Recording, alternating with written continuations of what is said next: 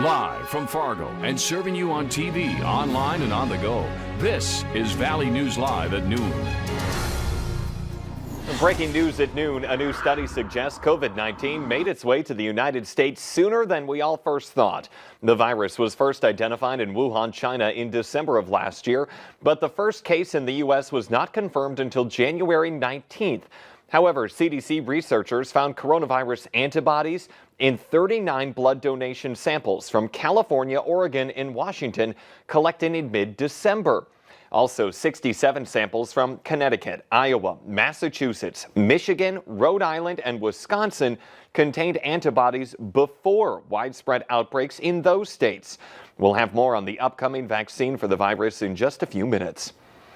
New at noon, there has been major improvements in the budget forecast for the state of Minnesota amid the pandemic. The Office of Management and Budget says the state is expected to have a surplus of $641 million for the 2020-2021 budget.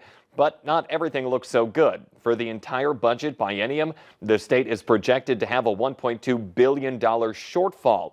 The governor says he hopes the new budget forecast will accelerate the need for a special session to pass new aid for businesses affected by COVID-19.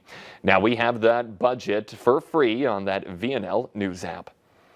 We are now learning new information about Fargo police. They say an argument led to a gruesome assault between people who knew each other in South Fargo.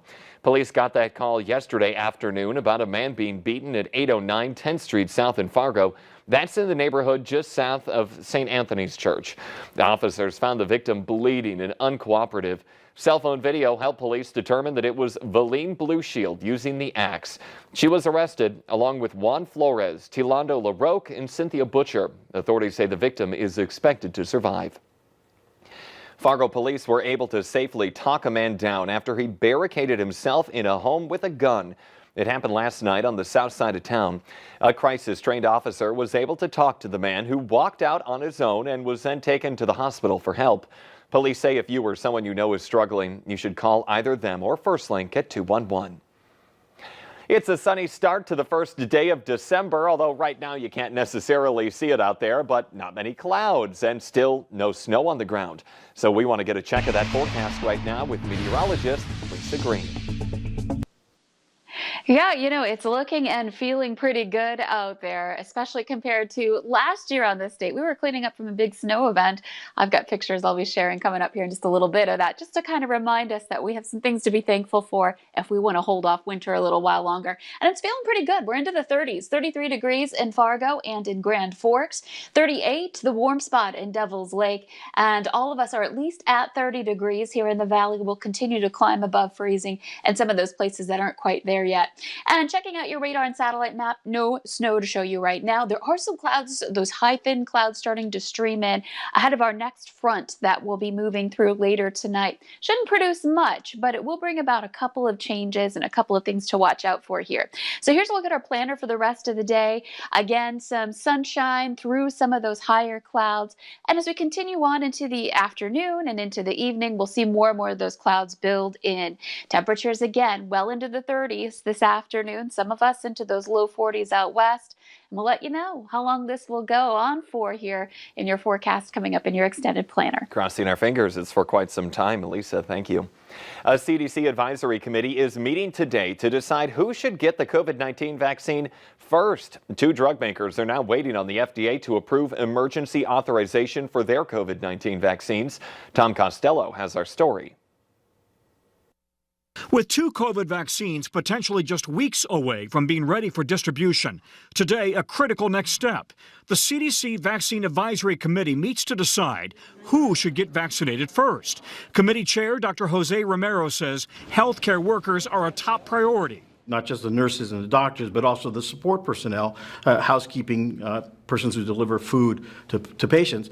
Also likely to be at the front of the line, people working and living in nursing homes. After the fastest vaccine development program in history, Operation Warp Speed's distribution challenge is now in the hands of the military. The key thing is to rehearse. So number one, you have to have a plan. And then you have to rehearse it with the states. Both Pfizer and Moderna are awaiting FDA authorization. The FDA's outside advisory panel meets on December 10th. Approval could come within days or weeks. Already, a massive global network is taking shape, rushing vaccine doses across the globe, anticipating FDA approval. And while the nation's top health experts warn of a surge in cases over the coming weeks, this morning, new signs of optimism. Rather than getting discouraged, which is an understandable emotion to a terrible ordeal that we've all been through, hang in there. The end is in sight. A long list of questions that simply we don't have the answers to, and experts say, listen, we are still in the test phase of this, and even though you and I and others may get vaccinated, they're going to do follow-ups to see what the impact is in the coming months and years ahead. Guys, back to you. In our consumer alert this afternoon, Starbucks is giving back to frontline workers for the whole month of December. People with jobs that help keep others safe during this pandemic can get a free tall brewed coffee, hot or iced. Those eligible for the perk include doctors, nurses, paramedics, pharmacists, dispatchers, firefighters, police officers, dentists, dental hygienists, mental health workers, hospital staffers, including those in housekeeping and security, and active duty military members. Today is Giving Tuesday, and there's a way for you to help people in our community. The Fargo-Moorhead Area Foundation is in the middle of its Caring Catalog campaign, which raises money for the nonprofits right here. Now, they plan on giving $15,000 to participating organizations, and they'll match the first $13,000 in donations up to $500 per donor. For more information on this, just go to our website, valleynewslive.com, and click on this story. And remember that Valley News Live is teaming up with the Great Plains Food Bank for a virtual food drive. From food to personal hygiene products and diapers, there are a number of items that you can buy and donate right from your phone. Just download that VNL News app, look for the virtual food drive, and click on that donate button.